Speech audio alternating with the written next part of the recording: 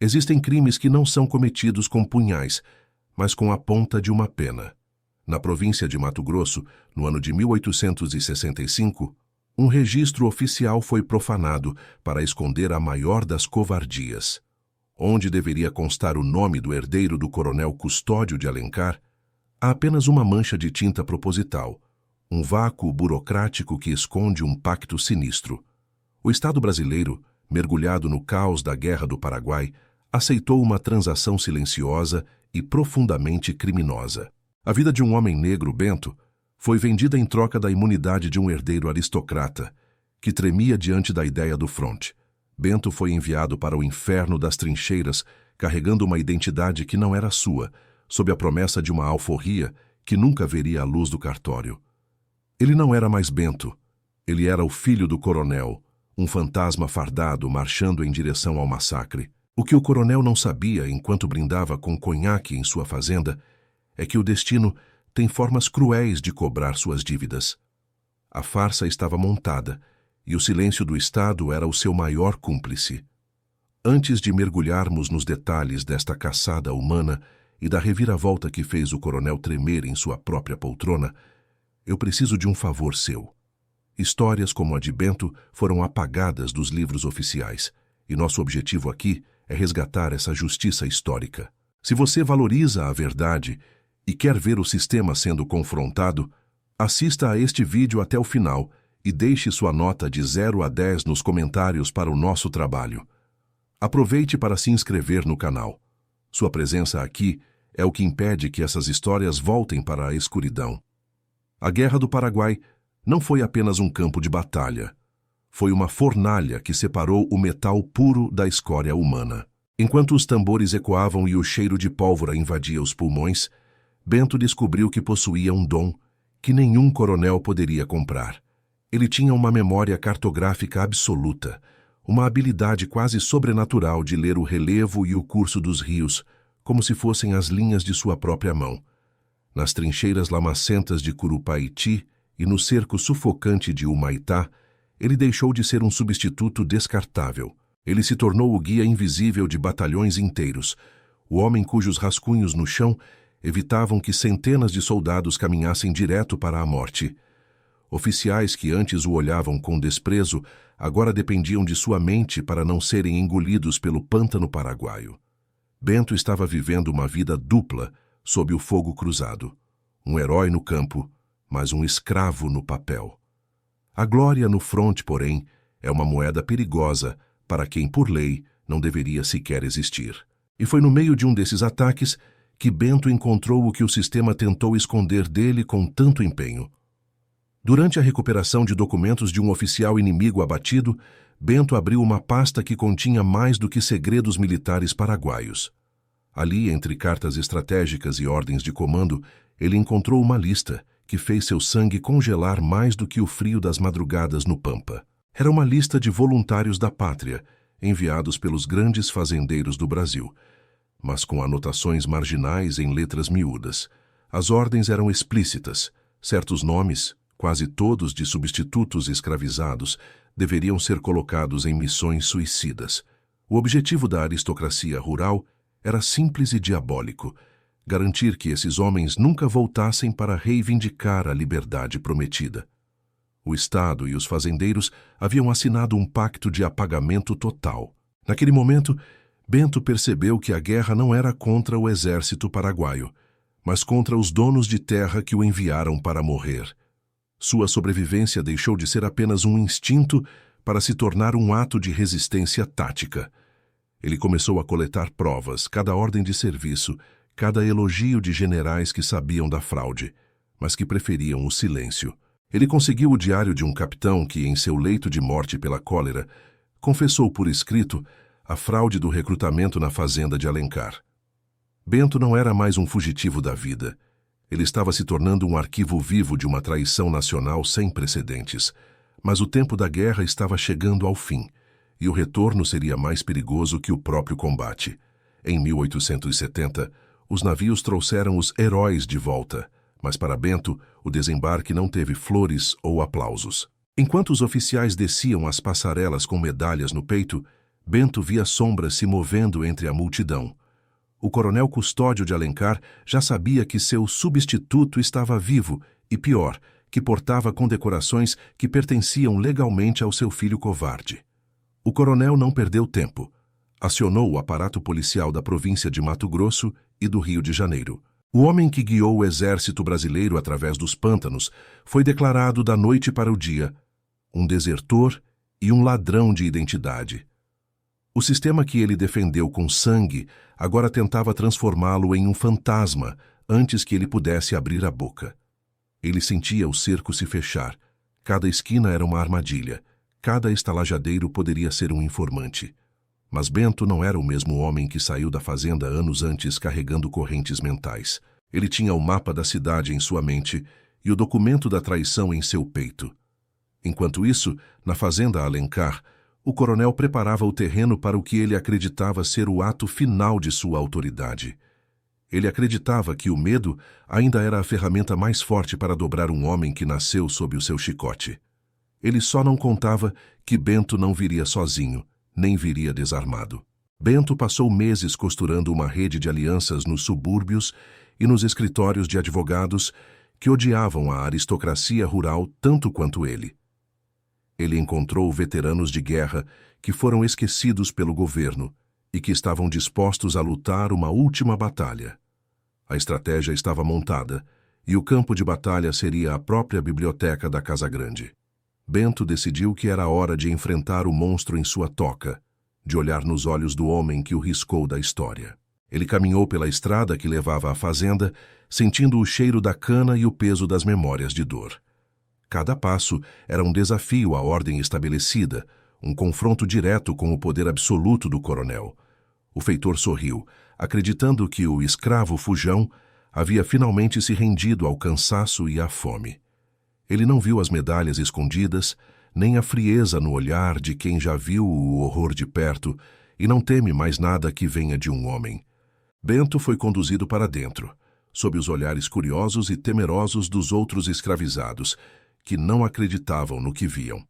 A sala cheirava a fumo e a couro velho, um ambiente projetado para intimidar qualquer um que ousasse entrar ali sem permissão. O coronel nem sequer levantou os olhos dos seus papéis quando Bento entrou, mantendo o silêncio por longos e agonizantes segundos. Ele queria que Bento sentisse o peso da sua insignificância, que o silêncio o esmagasse antes da primeira palavra. «Sente no chão, escravo sujo!» rugiu o coronel, sua voz carregada de um desprezo que ele cultivou por gerações.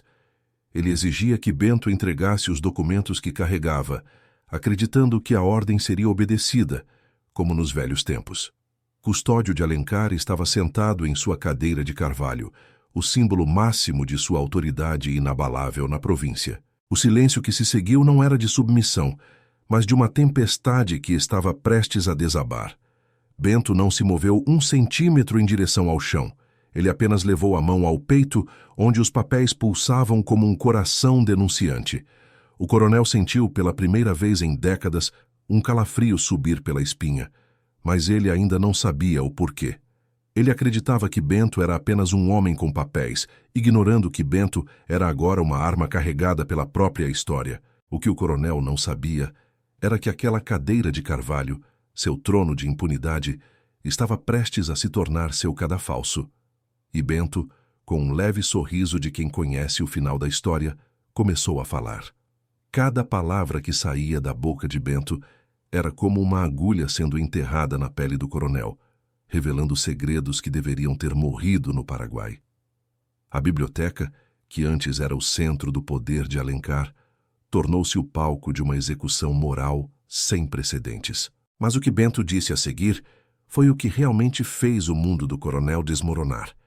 «Eu não vim aqui para sentar no chão, coronel», disse Bento com uma voz que parecia vir do fundo da terra. «Eu vim para lhe mostrar que o chão onde o senhor pisa já não lhe pertence mais». E foi naquele momento que o coronel percebeu que as agulhas não estavam apenas nas palavras, mas em cada detalhe do que Bento havia planejado. O sistema que o coronel Custódio usou para oprimir agora estava batendo à sua porta, mas não para protegê-lo. Bento havia montado uma armadilha que levaria anos para ser desfeita, se é que algum dia seria. A justiça, lenta e tortuosa, havia finalmente encontrado o caminho de volta para a fazenda Alencar. O confronto final estava apenas começando, e o que estava escondido sob a cadeira do coronel era muito mais do que papéis e leis. Era o fim de uma era de impunidade e o início de um pesadelo que o coronel nunca imaginou viver. Mas para entender como Bento chegou a esse ponto de controle absoluto, precisamos voltar ao momento em que a primeira agulha foi colocada. A verdade estava prestes a ser escrita com o sangue de quem tentou apagá-la. E o coronel Custódio de Alencar estava prestes a descobrir que algumas feridas nunca param de sangrar. O que aconteceu naqueles minutos seguintes mudaria o destino de Mato Grosso para sempre. O silêncio na biblioteca da Casa Grande não era um sinal de paz, mas o prenúncio de uma execução. O coronel Custódio de Alencar não estava acostumado a ser desafiado, muito menos por um homem que ele considerava sua propriedade legal. Para ele, Bento não passava de uma ferramenta quebrada que ousou retornar do descarte, um erro burocrático que precisava ser apagado. Você fala de chão, Bento, mas se esquece de que o chão desta província tem sede de sangue como o seu, sibilou o coronel, a voz baixa e letal. Ele não via um herói de guerra à sua frente. Ele via uma ameaça ao seu sobrenome, à sua fortuna e ao futuro do seu herdeiro covarde. A ordem para sentar no chão era mais do que um insulto. Era um teste de domínio, uma tentativa de quebrar o espírito do homem antes de destruir seu corpo. A atmosfera na sala tornou-se tão densa que o cheiro de mofo dos livros parecia sufocante, misturado ao aroma de tabaco caro e suor frio. Bento sentia o peso do metal da medalha escondida sob sua farda, uma condecoração por bravura que o coronel jamais entenderia. Ele sabia que, do lado de fora daquela porta pesada de Jacarandá, o feitor e 2 capangas armados esperavam apenas um sinal para entrar e terminar o serviço. A situação de Bento era desesperadora aos olhos de qualquer observador comum. Cercado, desarmado e marcado para morrer em uma terra onde a lei era escrita pelos Alencar. Mas o que o coronel ignorava era que Bento havia aprendido na guerra que o terreno mais perigoso é aquele que parece estar sob seu controle total. Cada segundo que Bento passava em pé era um golpe na autoridade de Custódio, uma rachadura que começava a se expandir pelas paredes da Casa Grande. Naquele momento, a mente de Bento viajou de volta para as margens do rio Paraguai, onde a morte não tinha nome nem título de propriedade. Ele se lembrou do capitão que morreu em seus braços, um homem que descobriu a fraude do coronel e que, em seu último suspiro, entregou a Bento a chave para a sua vingança. A vida é um sopro, Bento. Não deixe que apaguem a sua, sem que o mundo saiba quem acendeu o fósforo, o capitão dissera, entregando-lhe o diário manchado de lama. Agora, diante do seu algoz, Bento sentia o peso daquelas palavras mais do que nunca, transformando seu medo em uma frieza calculada. O coronel finalmente abriu a gaveta por completo, retirando a pistola e colocando-a sobre a mesa. O som do metal contra a madeira ecoando como um veredito. Entregue os papéis, Bento. Se você fizer isso agora, talvez eu permita que você morra com um tiro, em vez de ser arrastado por um cavalo até a vila, ameaçou o Custódio. A arrogância do coronel era sua maior cegueira. Ele acreditava que Bento estava ali para negociar sua vida, quando, na verdade, ele estava ali para ditar os termos da rendição de Custódio.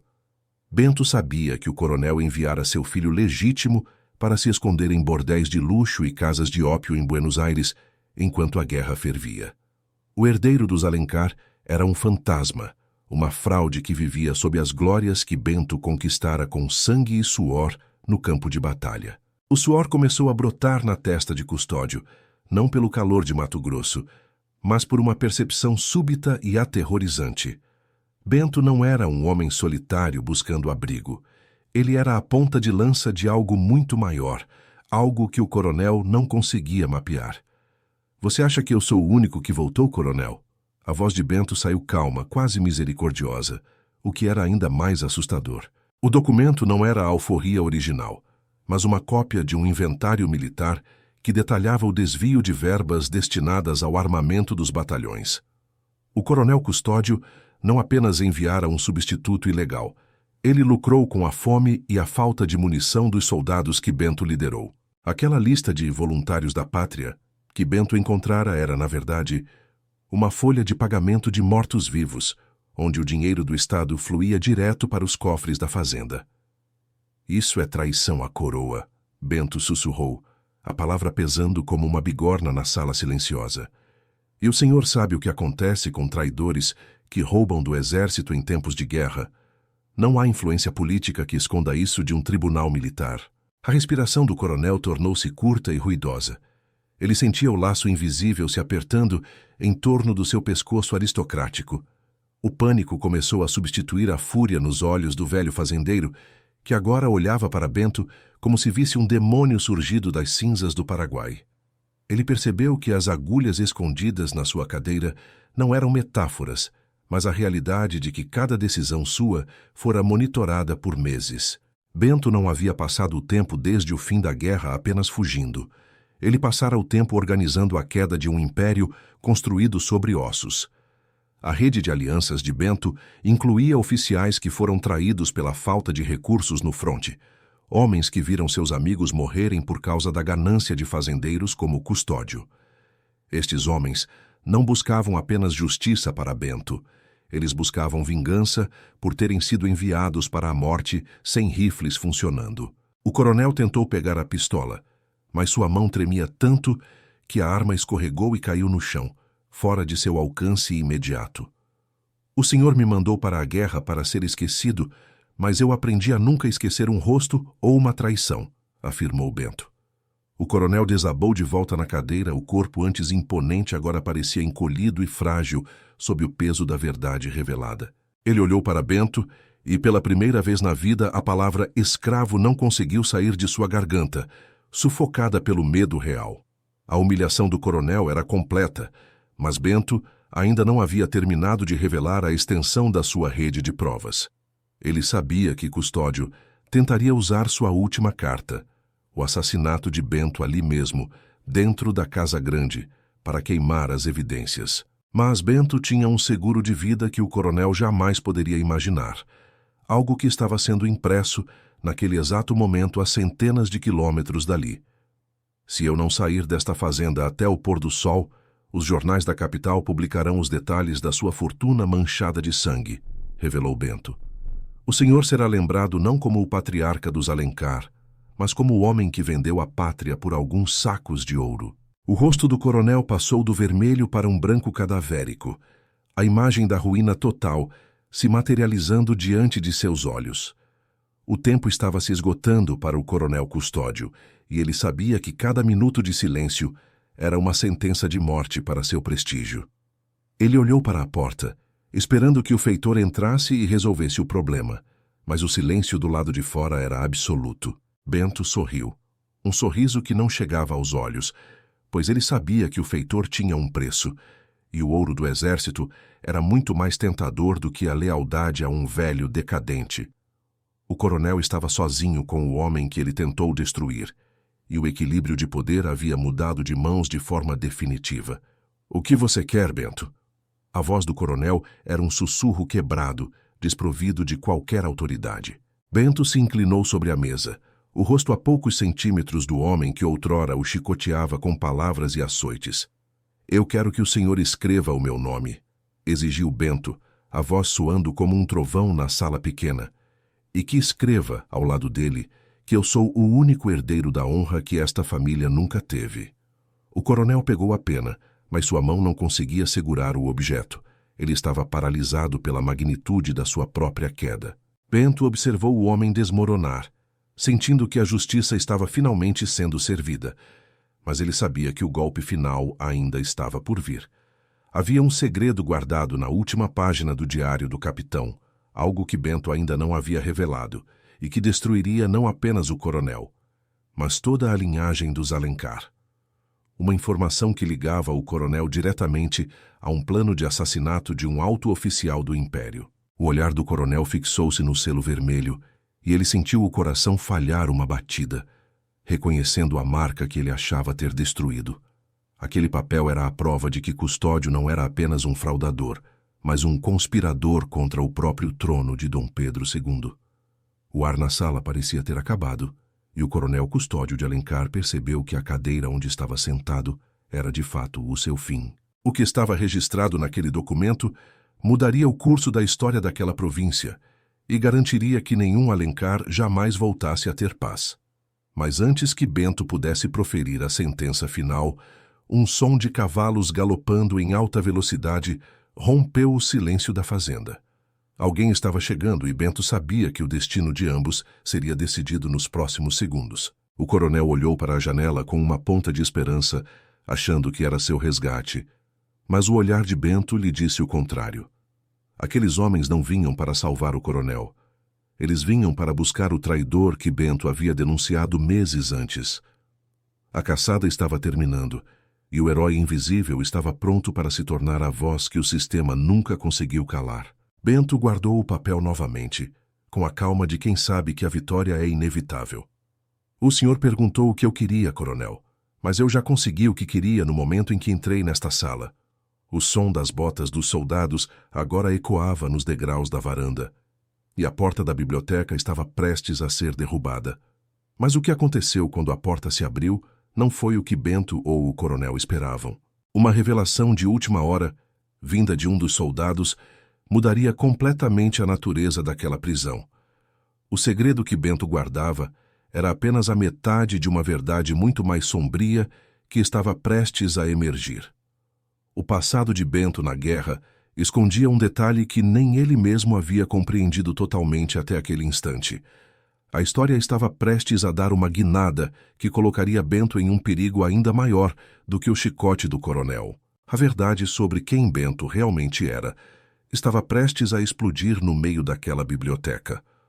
O coronel olhou do soldado para Bento e um sorriso doentio começou a se formar em seus lábios pálidos. Parece que você não é o único que sabe contar histórias, Bento, ironizou o coronel, recuperando um pouco da sua arrogância venenosa. O jogo tinha acabado de mudar, e as regras agora eram ditadas por alguém que estava acima da lei e da guerra. O coronel Custódio de Alencar soltou um suspiro de alívio, que mais parecia um silvo de serpente, acreditando que sua salvação havia chegado. Ele se levantou, tentando recuperar a postura de senhor de terras, com um sorriso de triunfo distorcido que ignorava a presença de Bento. Mas o alívio durou apenas o tempo de um batimento cardíaco, pois o líder do destacamento não se curvou diante da autoridade do fazendeiro. O sargento parou diante de Bento e, para o horror absoluto do coronel, prestou uma saudação militar impecável e rígida. Nós o procuramos por 3 províncias, Cabo Bento. Ou, devo dizer, o homem que carregou o exército nas costas em Humaitá, disse o militar com uma voz de cascalho. O silêncio que se seguiu foi mais pesado do que qualquer disparo de canhão que Bento já tivesse ouvido no fronte. Prendam este impostor, gritou o coronel, apontando o dedo trêmulo para Bento. Mas os soldados permaneceram como estátuas de ferro. A autoridade de Custódio, que por décadas foi lei absoluta naquele vale, estava se dissolvendo como açúcar em dia de tempestade. O sargento então retirou do bolso um documento com o selo imperial, mas não era uma ordem de prisão para o escravo fugitivo. Coronel Custódio de Alencar, o senhor está sob custódia militar por crime de lesa pátria, fraude contra o recrutamento e desvio de fundos de guerra, anunciou o sargento. A biblioteca, que por anos foi o santuário da corrupção do coronel, tornou-se oficialmente a sua cela de espera.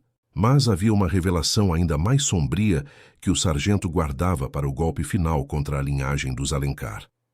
Seu filho, o verdadeiro herdeiro que o senhor tentou proteger, enviando este homem em seu lugar, morreu há 2 meses em uma ruela suja na Argentina, revelou o militar.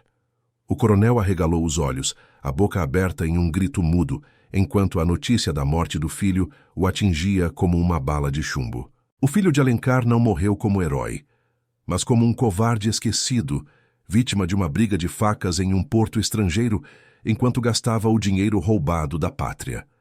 As agulhas escondidas na cadeira do coronel finalmente o perfuraram. Ele não tinha mais herdeiro, não tinha mais honra e, em breve, não teria mais terras.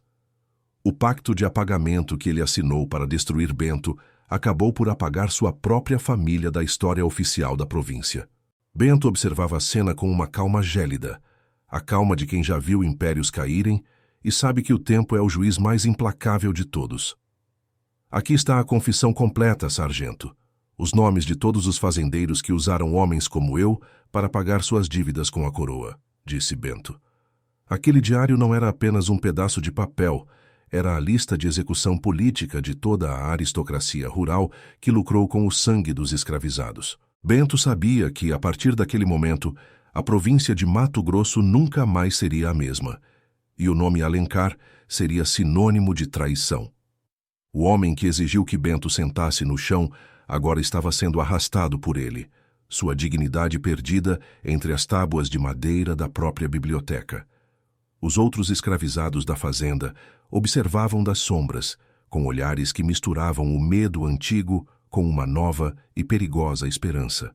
Eles viram o invencível coronel ser levado como um criminoso comum, escoltado pelas mesmas fardas que ele jurou controlar. Ele pegou a pena que o coronel havia deixado cair e, com uma mão firme que não tremeu nem por um segundo, escreveu seu verdadeiro nome. Ele não escreveu Bento, escravo de Alencar, mas sim Bento, veterano da Guerra do Paraguai e homem livre por direito de sangue. A tinta fresca brilhou sob a luz das velas, selando um destino que o sistema tentou por 5 longos anos enterrar em uma vala comum. A carruagem que trouxe os soldados agora levava o coronel para um tribunal militar no Rio de Janeiro, onde ele passaria o resto de seus dias em uma cela úmida. A fazenda Alencar foi confiscada pelo Estado para pagar as dívidas de guerra e os desvios de verba, tornando-se, anos depois, uma colônia de veteranos negros. Justiça tardia, dizem alguns, mas para Bento, foi a única justiça possível em um mundo construído sobre mentiras. Bento nunca buscou as medalhas de ouro que lhe foram negadas, pois ele carregava no peito algo que nenhum metal poderia igualar, a verdade de quem ele era. Ele viveu o resto de seus dias como um homem respeitado, um guia que conhecia cada palmo daquela terra, um homem que ninguém mais ousou mandar sentar no chão. A história de Bento foi por muito tempo um sussurro proibido, um arquivo secreto que o Estado tentou manter trancado em pastas de couro. Mas a verdade tem uma força própria. Ela sobrevive ao mofo, ao fogo e à vontade dos tiranos de apagá-la. Hoje, o nome de Bento não é apenas um borrão de tinta, mas um lembrete de que a liberdade não se ganha, se arranca das entranhas de quem tenta nos escravizar. O coronel Custódio de Alencar morreu na prisão, esquecido por todos, enquanto Bento tornou-se uma lenda para aqueles que buscam justiça. A arrogância, como vimos nesta história, precede a ruína total, e o silêncio daquela fazenda é hoje o testemunho de uma vitória silenciosa. Aquela noite na biblioteca mudou tudo, não apenas para Bento, mas para a história de um país que ainda tenta lidar com suas sombras. O caso de Bento está encerrado, mas as lições que ele deixou continuam ecoando em cada página que ousamos reescrever. Se você chegou até aqui, é porque acredita que a história deve ser contada por inteiro, sem borrões ou omissões. Dê uma nota de 0 a 10 para este desfecho nos comentários e nos diga o que você sentiu ao ver a queda do coronel Alencar. Não esqueça de se inscrever para não perder os próximos segredos que a história tentou esconder de você. Sua inscrição é a prova de que a verdade ainda tem defensores neste mundo de sombras.